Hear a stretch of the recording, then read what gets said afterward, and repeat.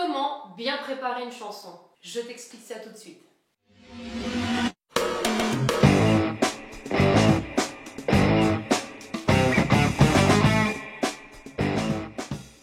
Salut à toi, je suis ravie de t'accueillir pour cette nouvelle vidéo de la semaine. Tout d'abord, je me présente, je suis Angie, professeure de chant, coach vocal et fondatrice de l'école de chant Ange Voice. Aujourd'hui, je vais te présenter les 5 étapes pour préparer correctement une chanson, que ce soit pour préparer un casting, pour un concert ou pour ton plaisir tout simplement. Et oui, parce que je sais très bien comment tu fais, je crois que vous faites tous la même erreur. Vous imprimez votre texte et vous chantez par-dessus le chanteur ou la chanteuse. Et au bout de 3-4 fois, vous vous lancez sur la bande-son. Et là, c'est parti pour répéter la chanson. Alors vous allez progresser, c'est vrai, hein, attention, je ne dis pas le contraire. Par contre, au bout d'un moment, vous allez stagner. Vous n'allez plus progresser. C'est un petit peu frustrant parce que vous allez continuer à répéter, mais ça ne fonctionne plus vraiment. Pour ça, je vais partager avec toi mes 5 étapes clés pour pouvoir progresser dans l'apprentissage de ton morceau. Avant de te présenter ces étapes, tout d'abord, quand tu vas choisir ta chanson, vérifie que tu es dans la bonne tonalité pour ta voix, pour ta tessiture. Pour ça, c'est très simple. Tu vas prendre la note la plus grave de la chanson et la plus aiguë, et puis tu regardes si ça rentre dans ta tessiture, si tu es capable de sortir ces notes. La première étape, c'est l'écoute. Eh oui, je sais très bien, parce que la plupart du temps, vous prenez même pas le temps d'écouter la chanson, ou du moins vous chantez déjà tout de suite dessus. C'est plus fort que vous, je sais de quoi il s'agit, je suis pareil. À un moment donné, il faut arrêter. Il faut arrêter de chanter et d'écouter la chanson. Écouter la chanson, pas de manière passive, bien au contraire. Pour bien écouter la chanson, il ne faut rien faire d'autre. Tu fais pas ta vaisselle, tu ne conduis pas ta voiture, faites beaucoup ça, attention. Tu décroches de ton smartphone, tu ne fais rien, tu te poses tranquillement dans ton canapé où tu veux et tu écoutes la chanson. Alors, écoute la chanson, ça ne veut pas dire juste l'écouter. Ça va être de faire attention à plusieurs choses. La première chose, c'est qu'est-ce que cette chanson te procure comme émotion? Est-ce qu'elle te met en joie? Est-ce qu'elle te donne envie de danser? Est-ce que plutôt elle te rend un peu plus triste? Qu'est-ce que tu ressens réellement? Et c'est vraiment d'aller chercher au fond de toi l'émotion de cette chanson. De toute façon, si tu as choisi cette chanson, c'est qu'elle te plaît, c'est qu'elle t'a touché à un moment donné. Déjà, ça c'est le premier point. Ensuite, tu vas prendre le temps, parce que ça pareil, vous ne le faites pas beaucoup, tu vas prendre le temps d'écouter la musique, d'essayer d'écouter les instruments. Quels sont les instruments? Quelle est la mélodie de ces instruments? Est-ce qu'il y a du piano? Est-ce qu'il y a de la guitare? Écoute également la section rythmique qui va te donner plein d'indices pour te caler rythmiquement par la suite. Que ce soit pour tes départs de phrases, mais également pour être calé rythmiquement pour tout le morceau. Prends le temps vraiment d'écouter ces instruments qui vont te donner plein d'indices.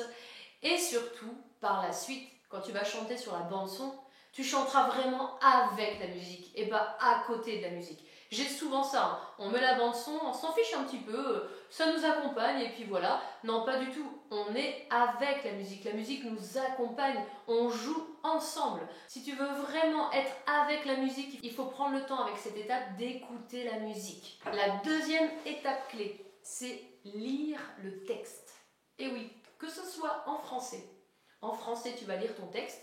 Alors ça devrait être relativement facile, mais tu vas travailler la fluidité de ton texte. Essaie de ne pas accrocher certains mots. Voilà, il y a des sonorités quelquefois qui sont un petit peu plus difficiles à enchaîner, donc tu vas lire ton texte lentement, tranquillement, et essayer de trouver une fluidité dans ton texte. Une bonne prononciation en fait, tout simplement. Donc pour une chanson en français, parce que c'est ta langue maternelle, ça devrait aller assez vite. Par contre, si c'est une chanson dans une autre langue, en anglais, en italien, en espagnol, en ce que tu veux, ce n'est pas ta langue maternelle. Donc tu vas devoir travailler la prononciation de chaque mot. Il y a plusieurs méthodes. Celle que j'utilise le plus, c'est de télécharger la chanson sur un logiciel.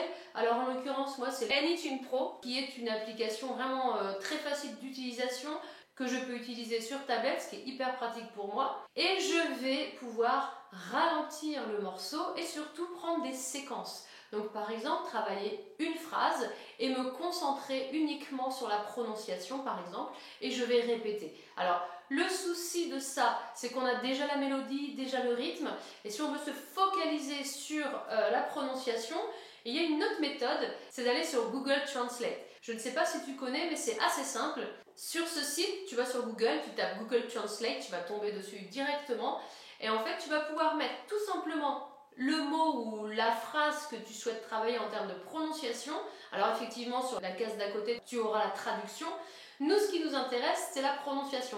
Et il y a un petit bouton juste en dessous avec un symbole son. Tu cliques dessus et il y a quelqu'un qui prononce les mots. Donc ça te permet de travailler la prononciation. Si tu veux en savoir plus, je pourrais faire une vidéo là-dessus. Mais voilà un petit peu les astuces que je peux te donner pour travailler ta prononciation. Et d'ailleurs, sur ce site, ils mettent aussi la phonétique. Donc si tu sais lire en phonétique, ça te permet d'avoir tout de suite la bonne prononciation.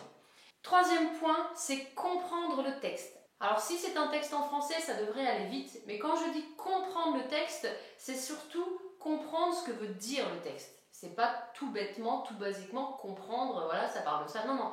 Comment toi, tu ressens le texte, comment tu l'interprètes. Cette étape va déjà t'apporter plein de clés pour pouvoir interpréter beaucoup mieux ton texte.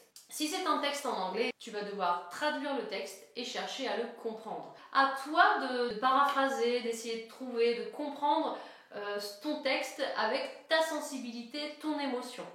Le quatrième point clé pour préparer ta chanson, c'est le travail du rythme et de la mélodie. Alors j'ai volontairement regroupé les deux en même temps. C'est vrai que ce sont deux choses qui peuvent être assez complexes à travailler, mais j'ai un exercice à te proposer aujourd'hui pour pouvoir travailler les deux en même temps, à la fois le rythme et ta mélodie. Alors comment ça va fonctionner? On va mettre de côté le texte. On va remplacer notre texte par ta. Ta ta ta ta ta ta ta ta. Je vais prendre par exemple la chanson de Eurythmics, Sweet Dream. Sweet Dream, some made of the... Voilà. Si j'oublie le texte, ça va faire ta ta ta ta ta ta ta ta ta ta ta ta ta. Voilà, j'ai à peu près le rythme et la mélodie. Bon, le rythme, il va falloir que je le cale sur une pulsation. Donc je vais me faire un petit tempo. Ta ta ta ta ta ta ta ta ta ta ta ta ta. Et je ne sais pas si tu as entendu ta ta, c'est ta qui tombe sur des temps. Donc c'est ça que tu vas devoir noter sur ton texte. Si tu l'as imprimé, j'espère que tu l'as imprimé, tu vas dessiner un petit bâton en dessous de chaque syllabe sur lesquels sont tombés les temps. Donc en l'occurrence, ta ta ta, sweet dreams some made of this. Who am I? Ta ta ta ta. Who am I? Donc c'est où, voilà, etc. Si tu travailles comme ça, tu vas déjà beaucoup mieux te caler rythmiquement. En plus, on travaille la mélodie.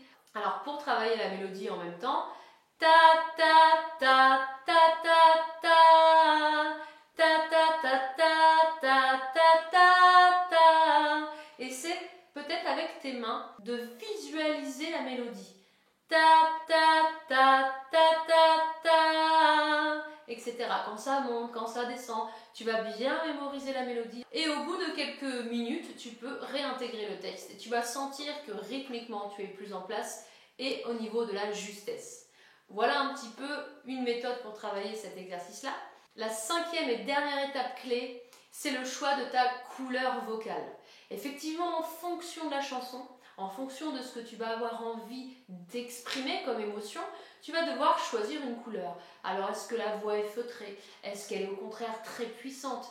Est-ce qu'elle est un petit peu plus nasillarde, un petit peu plus espiègle? Est-ce qu'au contraire, elle est plus enveloppée, plus ronde, etc. Tous ces éléments-là vont être hyper importants. C'est ta dernière étape. C'est l'étape un petit peu plus fun quand même. Là, on va vraiment s'amuser avec sa voix.